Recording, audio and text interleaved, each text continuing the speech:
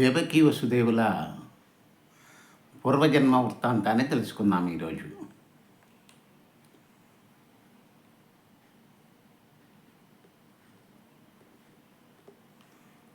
ఓ స్వామి, నీవు నా కడుపున బిడ్డగా పుడుతున్నావని, నీ వలన కంసునికి మరణం కలుగుతుందని తెలుసుకున్నటువంటి కంసుడు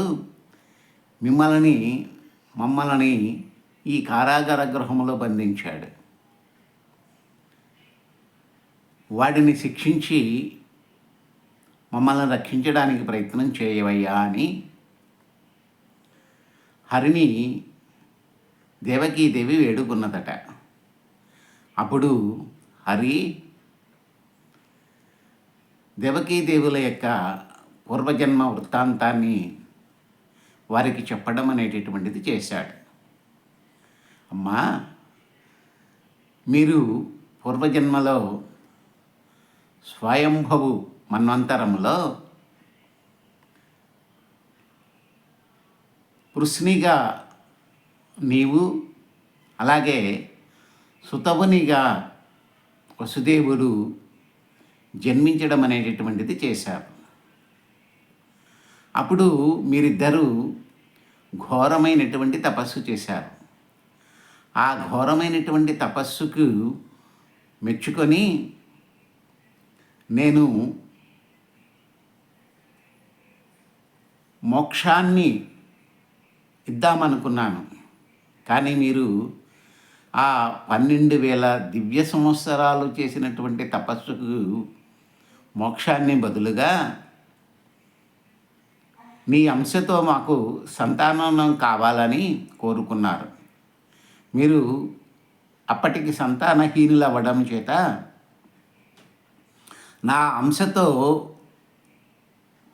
మీకు సంతానం కలగాలని చెప్పేసి మీరు కోరుకున్నారు. అప్పుడు నేను వృష్ణి గర్భుడు అనేటటువంటి పేరుతో మీకు సంతానంగా పుట్టడం అనేటటువంటిది చేశాను. తర్వాత జన్మలో మీరు అదితి అంటే దేవతల యొక్క తల్లి అని అర్థం, అదితిగా, అలాగే వసుదేవుడు కశ్యపునిగా జన్మించడం అనేటటువంటిది చేశారు. ఇక 3వ జన్మలో ఇప్పుడు నేను మరలా మీకు కుమారునిగా జన్మించాను అని చెప్పేసి అన్నాడట. అలా అన్నటువంటి ఆయన ఇదే సమయంలో రేపల్లెలో నందుని భార్య యశోదకు ఆడబిడ్డగా యోగమాయ అనేటటువంటిది జన్మించింది.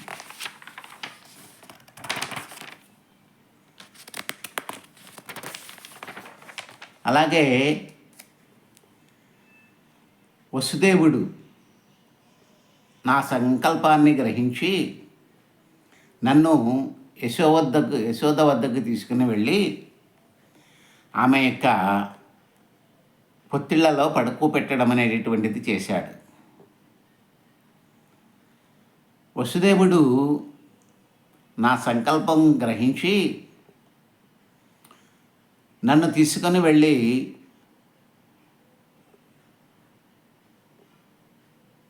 యశోదాదేవికి అప్పగించుతున్నటువంటి సమయమున శ్రీహరి యొక్క మాయ వలన ఆ ద్వారములన్నీ కూడాను ఒక్కొక్కటి తమంత తాముగా తెరుచుకున్నాయట. అలా తెరుచుకున్నటువంటి సమయమున ఆ ద్వారములన్నీ కూడా దాటుకొని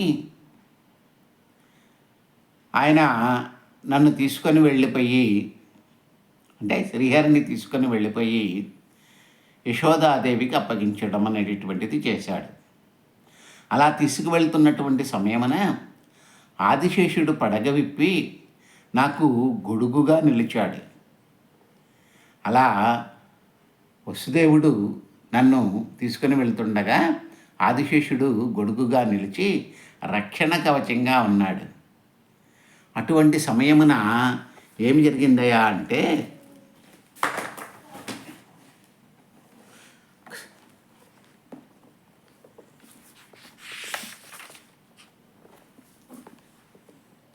ఆ శౌరికి తరువసంగి ప్రకాశోత్తత తుంగభంగ కలిత ధరాశాకాశయగుయమునను సీతేసునకు పయోధి త్రోవైచ్చిన భంగిన్. ఆ శౌరికి దరువసంగే ప్రకాశోద్ధత తుంగభంగ కలిత ధరాశాకాశయగు యమునా మును సీతేషునకు పయోధి త్రోవైచిన భంగిన్. ఆ శౌరికి తరువసంగే ప్రకాశోద్ధత తుంగభంగ కలిత ధరాశాకాశయగు యమున మున్ సీతేషునకు పయోధి త్రోవైచిన భంగిన్. ఇంతకుముందు శ్రీరామచంద్రుడు లంకానగరంలోనికి ప్రవేశించేటటువంటి సమయంలో ఏ విధంగా సముద్రం ఆయనకి చక్కగా తోవ ఇవ్వడం అనేటటువంటిది చేసిందో, అదేవిధంగా ఇప్పుడు యమునా నది వసుదేవునకు దారి ఇవ్వడం అనేటటువంటిది చేసిందమ్మా అని చెప్తున్నాడు. అలా వసుదేవుడు ప్రయాణం సాగిస్తూ ఉండగా యమునా నది అడ్డం వచ్చిందట. అలా యమునా నది అడ్డం వచ్చి ఏం చేసింది, అది వసుదేవునికి అడ్డుగా నిలబడలేదట. మరి ఏం చేసిందయ్యా అంటే, చక్కగా వసుదేవుడు నడిచి వెళ్ళడానికి త్రోవనిచ్చిందట. ఎలా ఇచ్చిందయ్యా అంటే, ఇక్కడ చక్కని పోలిక చెప్తున్నాడు. రామావతారములో శ్రీరామచంద్రుడు లంకానగరానికి వెళ్ళడానికి ప్రయత్నం చేసినటువంటి సమయమున సముద్రము ఏ విధంగా ఆ రామచంద్రునికి త్రోవ ఇచ్చిందో, అదేవిధంగా వసుదేవుడు ఆ యమునా నదిని దాటేటటువంటి సమయమున ఆ యమునా నది వసుదేవునికి చక్కగా దారి ఇచ్చిందట. అలా వసుదేవుడు రేపల్లెలో ప్రవేశించి అక్కడ రేపల్లెలోని యశోదాదేవి దగ్గరకు చేరుకోవడం అనేటటువంటిది చేశాడట. ఆ హరి యొక్క మాయ వలన ఆ రేపల్లెలో ఉండేటటువంటి యాదవులందరూ కూడాను మాయనిద్రలోకి వెళ్ళిపోయారట. అటువంటి సమయమున వసుదేవుడు తనతో తెచ్చినటువంటి బిడ్డని యశోదాదేవి పడుకోబెట్టి ఆమెకు కలిగినటువంటి సంతానమైనటువంటి ఆడుబిడ్డను తీసుకొని శరవేగముతో, అంటే మిక్కిలి వేగముతో ఏం చేశాడట, మరలా తీసుకుని వచ్చి దేవకీదేవి యొక్క ఒడిలో పడుకోబెట్టాడట. ఈ విషయమంతా ఎవ్వరికీ తెలియదు, వసుదేవునికి ఒక్కడికి తప్ప. పరమాత్మతత్వానికి తెలియనటువంటి విషయం ఏమీ ఉండదు కదండి. అలా ఆ పరమాత్మనికి అలాగే వసుదేవునికి తప్ప మిగిలిన వారికి ఎవ్వరికీ తెలియదట. అటువంటి సమయమున అటు రేపల్లెలోనూ ఇటు కంసుని యొక్క రాజ్యములో కూడా ఉన్నటువంటి ప్రతి ఒక్కరూ కూడా మాయనిద్రలోకి, యోగ నిద్రలోకి వెళ్ళిపోయారట. అలా ఆ బాలుని అక్కడ యశోదాదేవి ఒడిలో పడుకుండబెట్టి అక్కడ ఆ యశోదాదేవికి పుట్టినటువంటి బిడ్డను తీసుకొని వచ్చి ఇక్కడ దేవకీదేవి యొక్క ఒడిలో పడుకోబెట్టడం అనేటటువంటిది చేశారట. అప్పుడు కొంచెం సేపటికి సాధారణంగా ఏ బిడ్డ అయినా పుట్టిన తర్వాత క్యార్మని ఏడడం అనేటువంటిది సర్వసాధారణమైనటువంటి విషయం. అలాగే ఈ ఆడుబిడ్డ కూడా ఒక్కసారిగా గొంతెత్తి ఏడుపులు అంకించుకుందట. ఈ అటువంటి సమయానికి మాయంతా కూడాను మాయమైపోయినది. ఎప్పుడైతే ఆ పసిబిడ్డ ఏడవడం అనేటటువంటిది చేసిందో అక్కడ కాపలాగా ఉన్నటువంటి వాళ్ళందరూ కూడా ఒక్కసారి ఉలిక్కి పడ్డారట. అమ్మో, ఈ విషయాన్ని కంసునికి చేరవేయకపోతే మన మెడకాయ మీద తలకాయ ఉండదు, కాబట్టి వెంటనే కంసునికి మేమందరము కూడాను వెళ్ళి బిడ్డ యొక్క జననము గురించి తెలపవలసి ఉంటుంది అని చెప్పేసి ఒక్కసారిగా అక్కడ ఉన్నటువంటి కాపలాదారులందరూ కూడా పరిగెట్టుకుంటూ వెళ్ళిపోయి కంసునికి చెప్పారట. అప్పుడు ఆ కంసుడు ఏం చేశాడు? కంగారు పడిపోయాడట. ఎందుకు?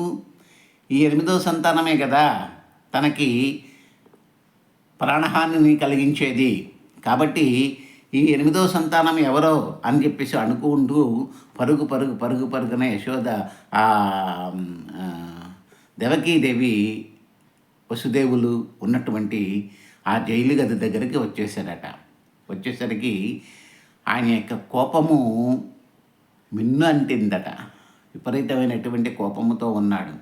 తనను తాను కాపాడుకోవాలంటే ఆ బిడ్డను సంహరించాలి, సంహరించకపోతే ఆ బిడ్డ తనను సంహరిస్తుంది అనేటటువంటి భయముతో ఒక్కసారిగా ఆ గదిలోనికి ప్రవేశించి క్రోధాగ్నితో నిండినటువంటి అగ్ని వలె కనిపించాడట వాడు, ఆ కంసుడు అనేటటువంటి వాడు. అలా కనిపించినటువంటి కంసుడు ఒక్కసారిగా దేవకీదేవి దగ్గరకు పరిగెట్టుకుంటూ వచ్చాడట. నీకు 8వ సంతానం కలిగింది కదా, మరి అర్పణ చెయ్యి నాకు అన్నాడట. అప్పుడు పాపం ఆమె మనస్సులో కలిగినటువంటి ఆవేదనంతటినీ కూడాను ఆ దుర్మార్గుడి ముందు బయట పెట్టుకోవడం అనేటటువంటిది చేసింది. ఏమని అన్నదట? నేను నీకు సోదరిని, నా సంతానాన్నంతటిని కూడా ఇప్పటికి 6గురిని చంపేశావు నువ్వే, ఇప్పుడు 7వ సంతానం కలిగింది, ఈ సంతానాన్ని కూడా నువ్వు చంపేశావనుకో నాకు అసలు సంతానం అనేటటువంటిది ఉండదు. పైగా నాకు పుట్టినటువంటి సంతానము ఈ అష్టమ గర్భములో జన్మించినటువంటి సంతానము ఆడుబిడ్డ, ఇప్పటికే 7గురిని చంపేశావు కదా నువ్వు, ఈ 8వ బిడ్డనన్నా నాకు ఉంచవయ్యా,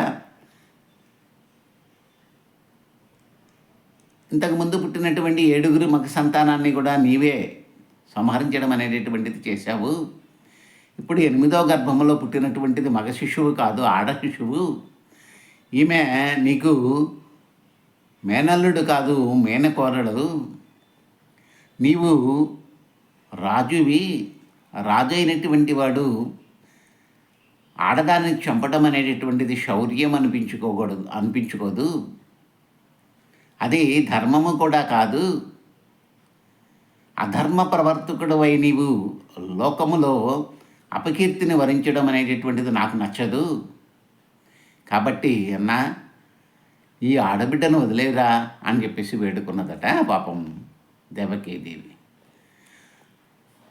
అలా ఆమె ఏమని వేడుకున్నది అనేటటువంటిది ఇక్కడ మనకు చక్కని పద్యములో వివరించడం అనేటటువంటిది చేశాడు పోతన్న గారు. ఏమిటే అది అంటే,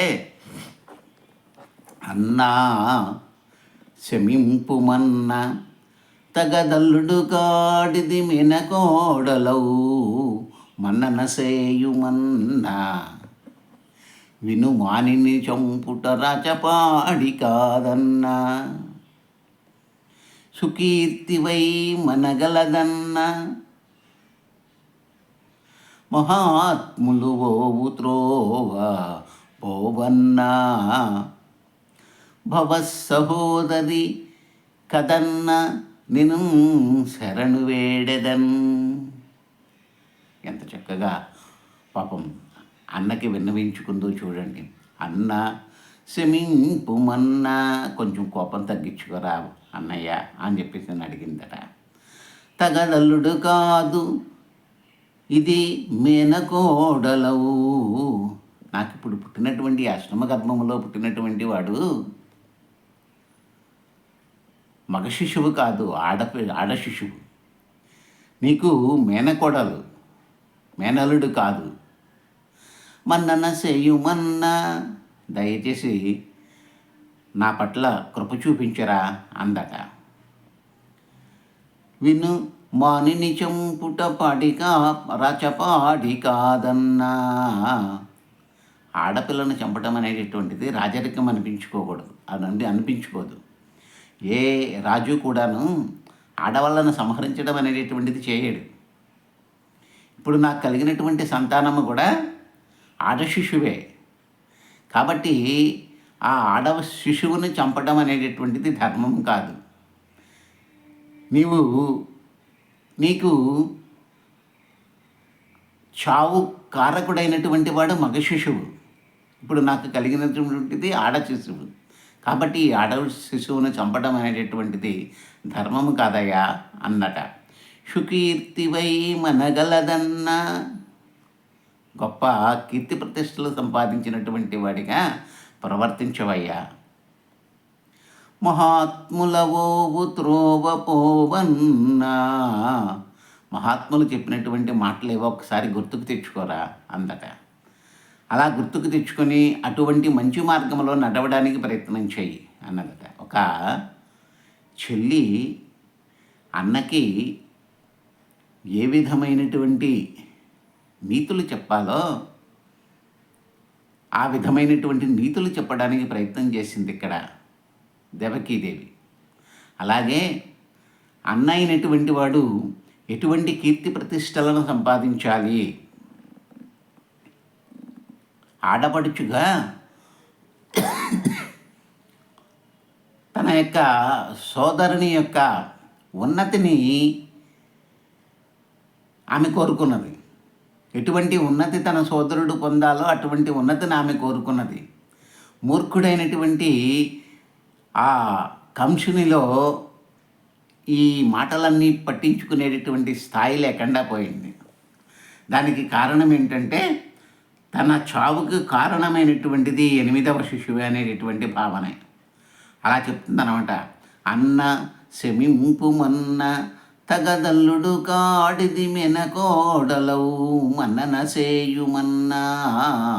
విను మానిని చంపుట రచపాడి కాదన్న, శుకుయిర్తివై మనగలదన్నా. మహాత్ముల ఓవు త్రోవ పోవన్నా, భవత్సహోదరి గదన్నా. నేను ఎవరనరా, నీకు చెల్లెళ్ళే కదా. ఆ విధంగా నన్ను ఈ విధంగా బాధ పెట్టడం అనేటటువంటిది ధర్మం కాదు కదా. నీకు సోదరుని ఆదరించి ఆప్యాయంగా పలకరించి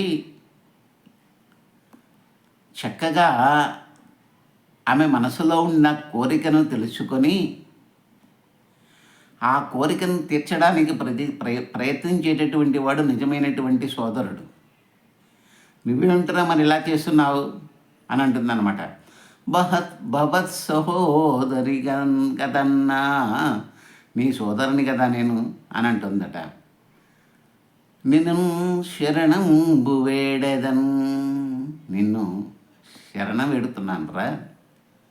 కాబట్టి ఈ పాపను నువ్వు సంహరించడం అనేటటువంటిది ధర్మము కాదు. దీని వలన నీకు అపకీర్తి వస్తుంది.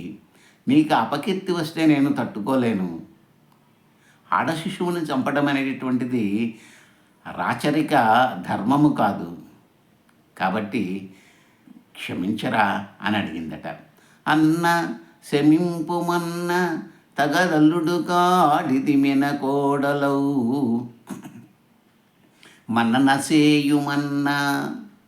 నిన్ను మానిని చంపుట విను మానిని చంపుట రచపాడి కాదన్నా, సుకీర్తివై మనగలదన్నా. మహాత్ముల ఓవు త్రోవ పోవన్నా, భవత్సహోదరి కదన్నా. నిన్ను శరణంబు వేడెదన్.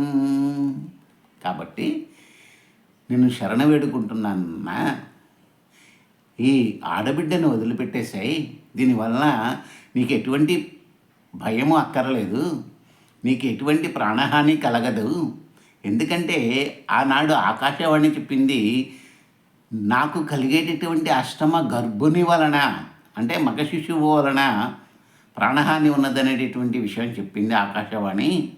ఇప్పుడు నాకు కలిగినటువంటిది మగ శిశువు కాదు, ఆడ శిశువు. కాబట్టి నీవు ఈ శిశువుని వదిలిపెట్టాయ్యా, ధర్మ ప్రవర్తకుడిగా ప్రవర్తించు, నీ సోదరుని క్షమించు, నీ సోదరుని ఆదరించు అని చెప్పేసి పరిపరి విధాలుగా కంసుని వేడుకోవడం అనేటటువంటిది చేసిందట దేవకీదేవి. అప్పుడు ఆమె ఎంత వేడుకున్నదో ఈతనిలో అంత ద్వేషము అనేటటువంటిది ప్రకోపించిందట. విపరీతమైనటువంటి ద్వేషాన్ని పెంచేసుకున్నాడట. ఎప్పుడు కూడా భోగాలము దాపరించిన వాడు దేనిని లెక్కించటట. అలాగే ఇక్కడ కంసునికి భోగాలము దాపురించే తన సొంత చెల్లెళ్ళని యొక్క సంతానాన్ని అంతటిని కూడా హరించడం అనేటటువంటిది చేశాడు. ఆమె చెప్పినటువంటి నీతులు అతనికి ముళ్ళులుగా గుచ్చుకున్నాయి, కానీ ఉపయోగం లేకపోయింది. ఇంకా ఏమంటుందో చూడండి. కట్టా ఆర్గురు కొడుకులను బట్టి వధించితివి, ఆడుపడుచిది కోడల్ నెట్టన చంపగవలనే, కట్టడివి కదన్నా కట్టడివి కదన్నా అన్న కరుణింపగదే. ఎంత చక్కగా అడుగుతుందో చూడండి. అయ్యయ్యో, నా 6 కొడుకులను కూడా నువ్వు చంపేసావు కదరా, ఇప్పుడు పుట్టినటువంటిది ఆడపడుచు, నీకు మేనకోడలు, ఈ ఆడ శిశువుని కూడా చంపాలా? ఇదేమన్నా ధర్మమేనా? నీకు న్యాయంగా తోస్తోందా? కాబట్టి నీవు దయలేని వాడిగా ప్రవర్తించకు, నా మీద కొంచెం దయ చూపించరా అని పాపం వేడుకున్నదటండి. పాపం దుఃఖం ఒక్కటే ఆమెకి తక్కువ. ఇప్పటికే మగ సంతానాన్నంతటినీ ఒక్కొక్కరిని సంహరించడం అనేటటువంటిది చేసేసాడు వాడు కంసుడు. ఇంతమంది సంతానాన్ని కోల్పోయి కూడా ఆమె ఇంకా ధైర్యాన్ని మూటగట్టుకొని ఉన్నదంటే దానికి కారణం ఏమిటంటే ఆమె తన యొక్క భవిష్యత్తుని ఊహించుకుంటోంది. ఏమిటి భవిష్యత్తులో జరగబోయేది ఏమిటి? సాక్షాత్తు హరే తన యొక్క సంతానంగా కలిగి క్రూరుడైనటువంటి కంసుని వధిస్తాడు అనేటటువంటి భావనతో ఆమె బ్రతుకుతోంది. అందుకనే ఎంతమంది సంతానం పోగొట్టుకున్నా ఆమె మనసులో ఇంకా ధైర్యం అనేటటువంటిది అలా నిలిచిపోయి ఉండడానికి కారణం అదేనండి.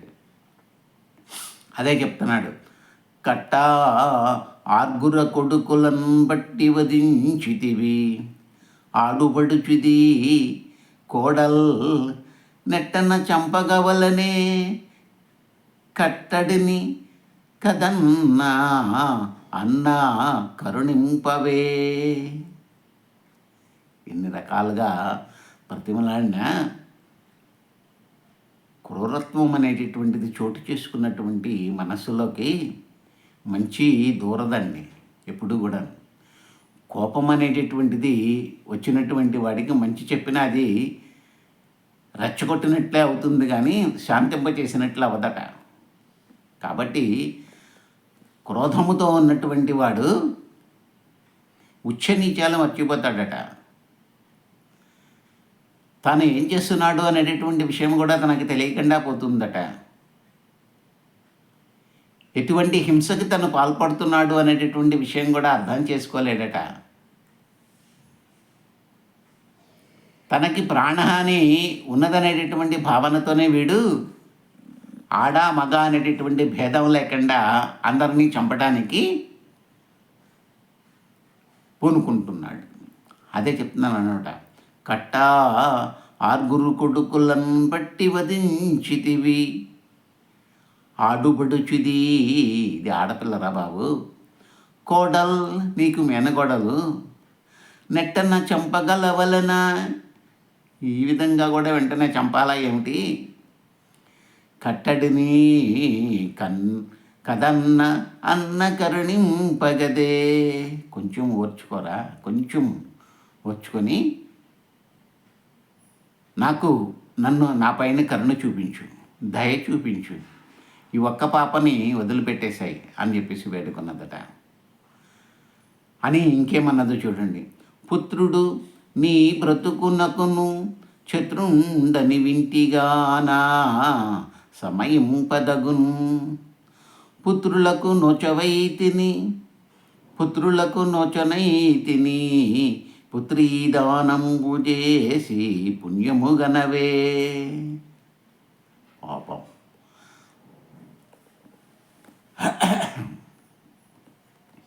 పుత్రుడు నీ బ్రతుకునకును శత్రుండని వింటిగానా సమయం పదగును. నీ మరణానికి కారకుడు మగ సంతానమే, ఆడ సంతానము కాదు. అది నీకు తెలుసు, నాకు తెలుసు, ఆకాశవాణి చెప్పినటువంటి ఆకాశవాణికి తెలుసు, లోకాలన్నింటికీ కూడా తెలుసు. కాబట్టి నాకు కలిగేటటువంటి అష్టమగర్భుడైనటువంటి వాడి వలన నీకు ప్రాణహాని ఉన్నది అనేటటువంటి విషయం నీకు తెలుసు, అందరికీ తెలుసు. కాబట్టి కొంచెం ఉపశమనం పొందు. నాకు పుట్టింది ఆడపిల్ల కాబట్టి నీకు ఎటువంటి భయము అక్కర్లేదు. కొంచెము ఉపశమనాన్ని పొందు, ఓర్పును వహించు. పుత్రులకు నోచనైతిని, ఒక్క మగబిడ్డను కూడా మిగల్చకుండా చంపేశావు నువ్వే. ఒక్క పుత్రుడు కూడా నాకు మిగలకుండా పోయాడు. పుత్రులకు నోచనైతిని పుత్రీ దానము చేసి పుణ్యము గనవే. కనీసం ఈ పుత్రికనన్నా నాకు వదిలిపెట్టేసి పుణ్యాన్ని పొందడానికి ప్రయత్నం చేసి అని చెప్పేసి అన్నదట దేవకీదేవి. చూడండి, పుత్రుడు నీ బతుకునకును శత్రుండని వింటిగానా సమయం పదగును. నాకు కలిగేటటువంటి పుత్రుని వలన నీకు ప్రాణహానిది ఉన్నది అనేటటువంటి విషయాన్ని నీకు తెలుసు, నాకు తెలుసు. కాబట్టి కొంచెం ఓర్పు వహించు. పుత్రులకు నోచనైతిని, ఒక్క పుత్రుణ్ణి కూడా నేను మిగిల్చుకోలేకపోయాను. అందరూ కూడా నీ యొక్క ఖడ్గ వరకి బలైపోయారు, చనిపోయారు. కాబట్టి ఇప్పటికన్నా ఈ పుత్రికనన్నా నాకు మిగల్చరా అన్నయ్య అని పాపం బాధాపూర్వకమైనటువంటి హృదయంతో తన అన్నయ్యనటువంటి కంసుణ్ణి వేడుకున్నదట దేవకీదేవి. అప్పుడు ఏమైంది అనేటటువంటి చెప్తున్నాడు. అప్పుడు ఏమైందంట, ఆమె ఒక్కసారిగా అతని యొక్క క్రూరమైనటువంటి చూపులను చూసి బావురుమని ఏడ్చేసిందటండి పాపం. ఏ తెల్లైనా ఏడవకుండా ఉంటుందండి. ఇటువంటి విషమ పరిస్థితి వచ్చినప్పుడు